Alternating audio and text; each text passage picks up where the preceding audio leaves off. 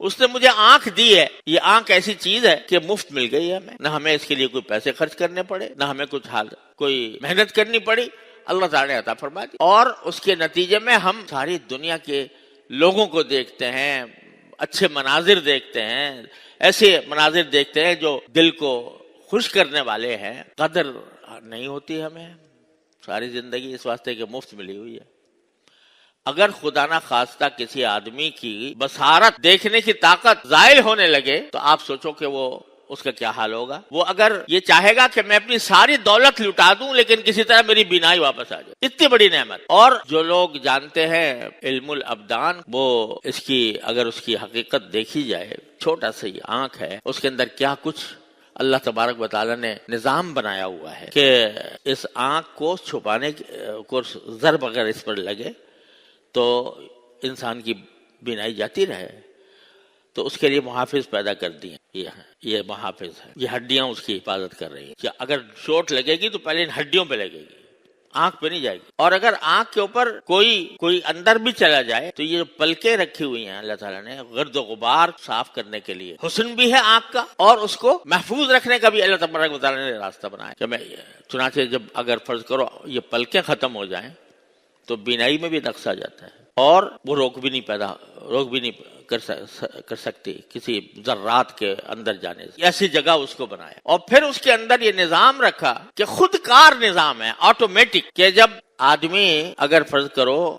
دن کی روشنی میں ہے یا کسی بھی روشنی میں، تو اس وقت جو آنکھ ہے وہ نسبتاً پھیلتی ہے، اور اگر اندھیرے میں جائے تو سکڑتی ہے۔ تو سکڑنے کا نتیجہ یہ ہے کہ اندھیرے میں تھوڑی دیر تک کچھ نظر نہیں آ رہا ہوتا، تھوڑی دیر کے بعد پھر کچھ نہ کچھ نظر آنے لگتا ہے، وہ اس عمل کا نتیجہ۔ تو مجھے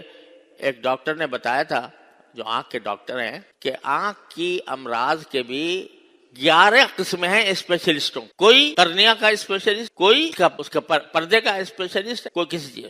11 قسمیں ہیں جس کے اوپر اسپیشلائز کیا لوگوں نے۔ اور یہ جو میں بتا رہا ہوں کہ آنکھ کے سکڑنے اور پھیلنے، پتلی کے پھیلنے اور سکڑنے کا جو عمل ہے، اس کے اندر جو اللہ نے رگیں رکھے ہیں چھوٹی چھوٹی، وہ اس عرصے پھیلنے اور سکڑنے میں 7 میل کا فاصلہ طے کرتی، 7 میل کا فاصلہ طے کرتی، یعنی وہ جو نظام ہے اس کے اندر چھوٹی جو رگیں ہیں وہ پھیلتی ہیں یا سکڑتی ہیں، تو اس میں 7 میل کا فاصلہ۔ www.darsequran.com۔ اللہ عالم، مجھے ایک ڈاکٹر نے یہ بتایا تھا۔ تو ہر لمحے جب آپ روشنی میں جائیں گے تو آنکھیں خود بخود 7 میل کا فاصلہ کر کے آپ کے مناسب فضا پیدا کر دیں گی۔ آپ کسی اندھیرے میں جائیں گے تو اتنا فاصلہ طے کر کے وہ آپ کے دیکھنے کے مناسب ماحول پیدا کر دیں گے۔ ایک آنکھ کی نعمت ہے اللہ تبارک و تعالیٰ نے۔ کس لیے دی ہے؟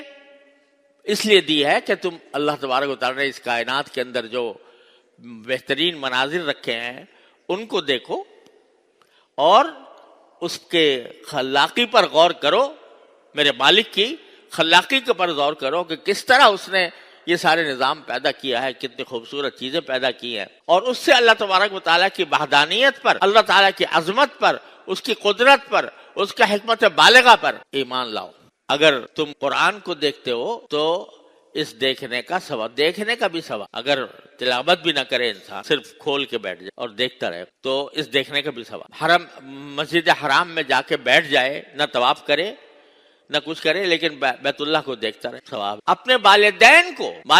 کو محبت کی نگاہ سے دیکھنا، یہ ایک حدیث کے ایک روایت کے مطابق ایک حج اور عمرے کا ثواب ہے۔ والدین کو محبت سے دیکھ لینا یہ حج اور عمرے کا ثواب۔ تو یہ نگاہ جو ہے پیدا کی گئی ہے، اپنی ضروریات پوری کرو، اللہ تعالیٰ کی خالقیت اور رازقیت کو دل میں بٹھاؤ اور اس کو صحیح معنی میں صحیح جگہ پر استعمال کرو۔ اب یہ دی ہے تو اللہ تعالیٰ نے اتنی بڑی نعمت، اگر خدا نہ کرے چھن جائے تو آدمی لاکھوں کیا کروڑوں خرچ کرنے کو تیار ہو جائے، اتنی آسانی سے دے دی اللہ تعالیٰ۔ اب اگر تم ان کی معصیت میں استعمال کرو اس نعمت کو، اس کی نافرمانی میں استعمال کرو، اس نظر کو غلط استعمال کر کے اور اس کو مثلاً اپنی نفسانی خواہشات اور شہوت پورا کرنے کے لیے استعمال کرتے ہو تو یہ اتنی بڑی ناشکری کی بات ہے۔ تو جو تقویٰ یہ ہے کہ آدمی یہ دیکھے، ہر وقت اس کے دل میں یہ خلش پیدا ہو کہ میں اپنی آنکھ کا صحیح استعمال کر رہا ہوں یا غلط کر رہا ہوں، اور اگر غلط کر رہا ہوں تو مجھے ایک طرف تو عذاب کا بھی اندیشہ ہے اور دوسری طرف عذاب بھی نہ دے، صرف ناراض ہو جائے اللہ تبارک و تعالی۔ اللہ تعالیٰ کی ناراضی یہ ایک مسلمان کے لیے، ایک صاحب ایمان کے لیے یہ قابل برداشت نہیں ہونی چاہیے کہ وہ راضی نہ ہو۔